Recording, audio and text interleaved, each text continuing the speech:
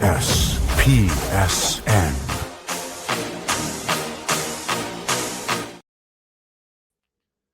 Welcome into a great interview here on the Scene Project Sports Network. Today, I am joined by executive and career coach, also statistician with ESPN, Kirk McCarley. Kirk, welcome to the show.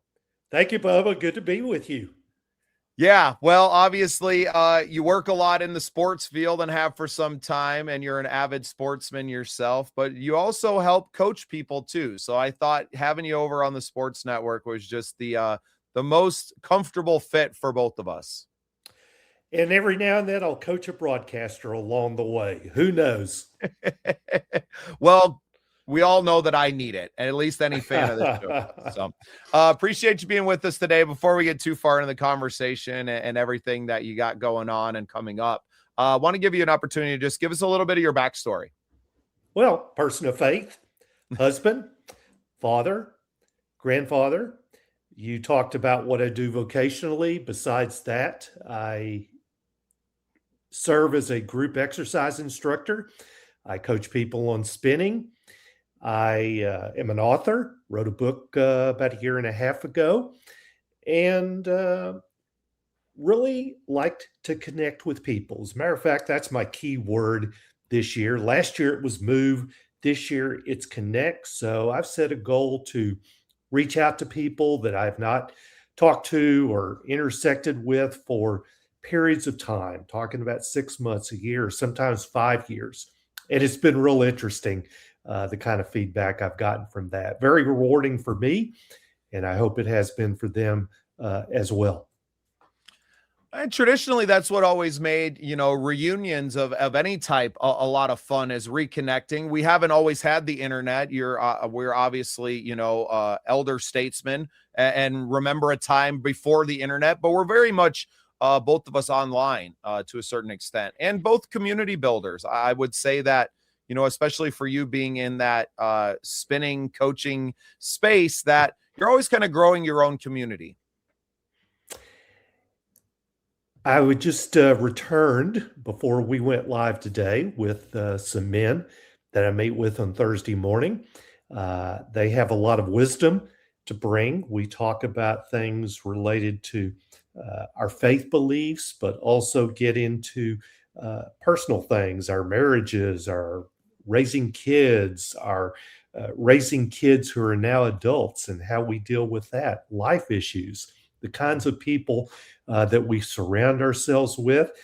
One of the things that's a hot topic right now, I think about everywhere, is, and not to get political, but the Epstein files and the temptations that we face as men, who we surround ourselves with, the trips we take, the appearances to others. So all these things are benefits that I get from these connections, and how I soak up wisdom. Hopefully I can apply that in instances where I have that opportunity.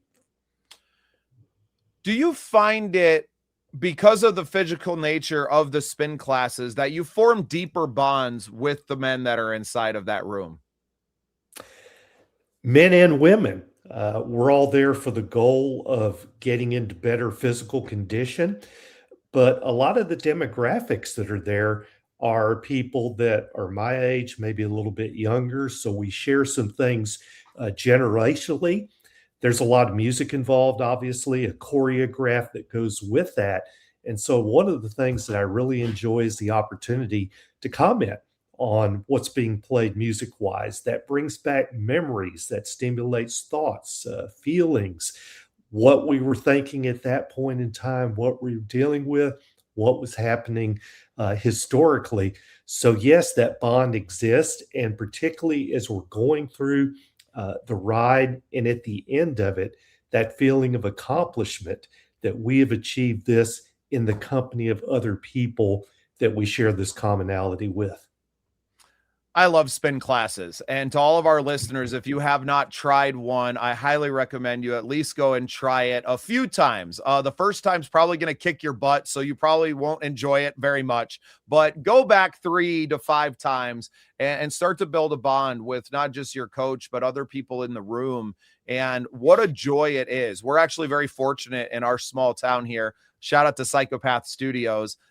Some ladies in our community were big fans themselves and got tired of having to drive 30 miles to go, and built a studio and started teaching classes. Very fortunate to live about a block away. Now, in the last year, we haven't been able to get in there as much as possible. My wife returned to school while still working full time, and I've been very busy building up our brand. But it's something that I know is there, and that I want to get back into to support not just another local business, but the community that's built inside of that room. So, but there's always, I was probably one of the only men, one of very few, especially when we were always there. So getting to know the ladies of all ages and different, levels of difficulty that we had, still a very small town, but getting to know people inside of the room, it was a very, I think, underrated part of going to spin class. Yes, it's about fitness, but that community bonds that you were forming, I found was really, really compelling. I'm impressed, Bubba. That is a real coup for a community of 11 or 1200 to have a spin studio.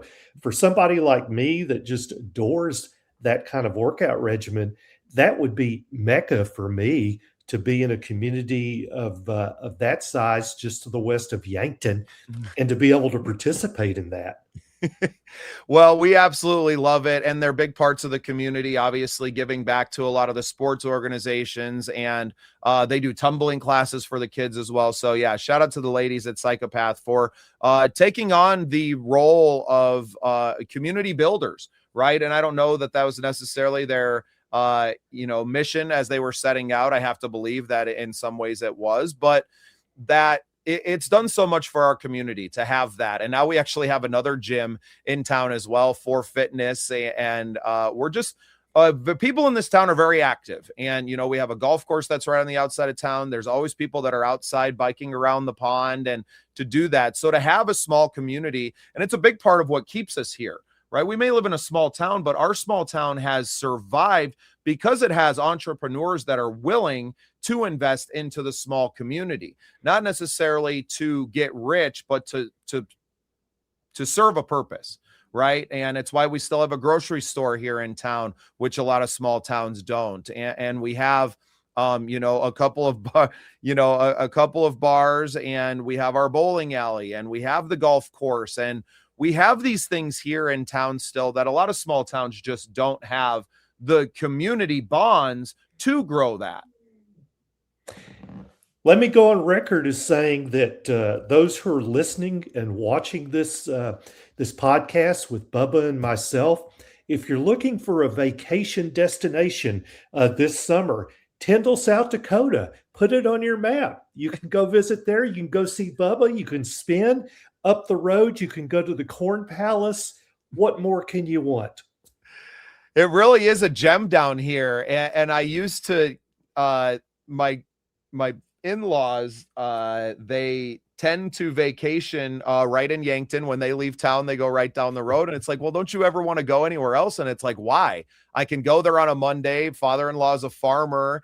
And when my mother-in-law is now retired, so they can go down, get the good campsite right against the lake. It's one of the nicest campgrounds in all of South Dakota, one of the busiest for sure. And people are coming from all over the area to come here. So when you live close to a vacation destination spot, as we do, it actually makes life a lot easier. You're not having to make these long trips. You take a 30-minute drive down the road. You show up when nobody else is there. You get to enjoy 4 or 5 days in peace before the weekend settles in and all of the families are coming in and bringing the kids and the boats out. We're really blessed to live where we do, 10 minutes from the Missouri River, plenty of fishing and outdoor sports, plenty of biking trails for people like yourself that want to indulge in some pain. And you know what? Not too many hills, right? Just a few. Not like where I grew up on the western side of the state near Mount Rushmore, and where everywhere was uphill no matter what direction you went. We were talking earlier, South Dakota offers so much. And by the way, I want to introduce viewers to the new head of the Tyndall Chamber of Commerce, and that's Bubba Starks. But aside from that, uh, we had talked a few days ago about my experiences in South Dakota, and I had an opportunity to work a game in Brookings, which is up I-29 from Sioux Falls, which is the largest city in South Dakota. But I experienced an atmospheric condition that is like none other that I've ever seen. No, it's not the Northern Lights, but this was working a game at South Dakota State at their stadium there. At halftime, I wandered out from the room that we were broadcasting from, looked over the western horizon. There were two suns, and I learned that that is a phenomenon known as a sundog, where the reflection of the sun will appear at a 22.5-degree angle from the actual sun. It was otherworldly for me to experience that. And 4 years ago, a memory associated with South Dakota that I will never forget. Not to diverge or deviate, but I wanted to plug that as we're talking about the attractions of South Dakota. Yeah, well, and I think the South Dakota Board of Tourism might owe us a few dollars on this podcast episode. Shout out to a beautiful state, South Dakota State. I went to school there, albeit briefly, back in the early 2000s. Let's talk a little bit about your work with ESPN. I think that's so incredible that you've been making a career out of this. Obviously, you're very good at your job. You've given me stats about my hometown that I didn't even know. And you absolutely love numbers. And to make a career out of being the guy that helps produce the show behind it, I think anyone who's ever listened to a sports broadcast, especially on the radio, and you wonder how these broadcasters are able to come up with all of the numbers and the, things inside of the game. And it's not them sitting there noodling numbers. They're busy watching the game and digesting it. It's Kirk McCarley behind the scenes, crunching numbers and following along in the scorebook or in the history books to bring things out to light.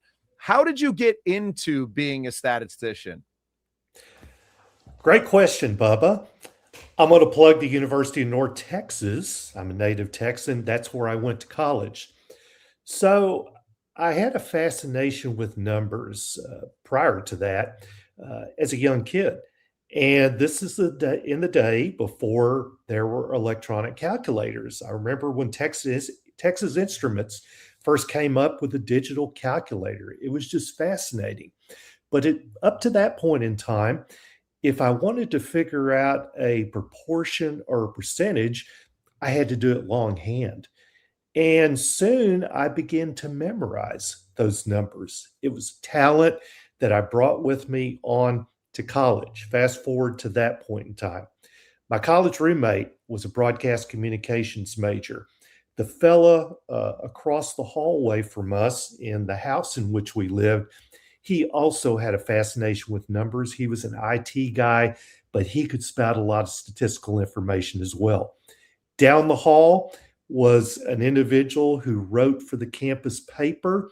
Eventually, he became the lead writer for the Dallas Cowboys for the Dallas Morning News, just recently retired from that. So back to my roommate, who was a broadcast communications major. He got a wonderful break early in his career. He was the first play-by-play radio announcer for the Dallas Mavericks when they got the expansion franchise in 1981. Later, as he was doing Southwest Conference Division I football games, that's a conference that disbanded 30 years ago, but we initially started with that. By he inviting me to join him in the broadcast booth to provide him with the statistical data that I had provided him with when we were college roommates way back then. We stayed with the Southwest Conference for several years till it disbanded There was a new network that was birthed in 1996 called ESPN2, which seems hard to believe that it's been around for 30 years, particularly when there's so many ESPN affiliates now. So we merged in together on television. We were the first broadcast crew for football for that network. I stayed with him until he went on to another career calling to do Major League Baseball.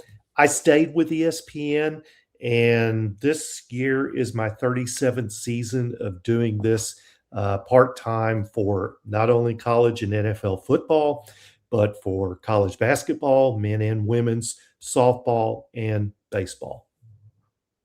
Just incredible. And now you're taking that wealth of experience in the sports world and now bringing it into coaching for executives and others who are moving along in their careers. Talk about the transition that you made and when that kind of happened. Obviously, you're someone who likes to help people. So I feel like the inspiration has always been there to want to do this. But what was it about this kind of executive coaching that really grabbed you? I had a real job besides doing ESPN. Not that that wasn't a real job, but that was supplementary for me. As a human resources person, I was an executive doing that, working with people, benefits, compensation, benefits, as I mentioned before, recruitment for about 35 years. Late in that career, I wanted to do something else to augment what I was doing with ESPN. I wasn't sure what that was. I hired a coach myself. And it was about the third meeting that I was having with that person that I had my aha breakthrough moment. And I said, I want to do what you're doing. So that journey, I embarked upon it. It's been about 10 years ago that I have gone out to do that. I focus in on career and executive coaching, which involves professional development, executive presence. But as I tell all my clients, life always intersects those areas. So I have had more fun, Bubba, these last 10 years getting to help people achieve their goals, to achieve maybe self actualization in some instances, but to fulfill some of the dreams that they have that my coach many years ago gave me the opportunity to do. And it has been highly rewarding. I'm having more fun with everything I'm doing professionally at a time that many said you should be retired. But if this is retirement living, I absolutely love it. That's just awesome, Kirk. I absolutely love your passion for other people, not just in your professional career as a coach, but in the spin classroom and, out working on the broadcast teams. It's a very rewarding life that you have lived and that you continue to live now with retirement far off in the distance. I call it refirement.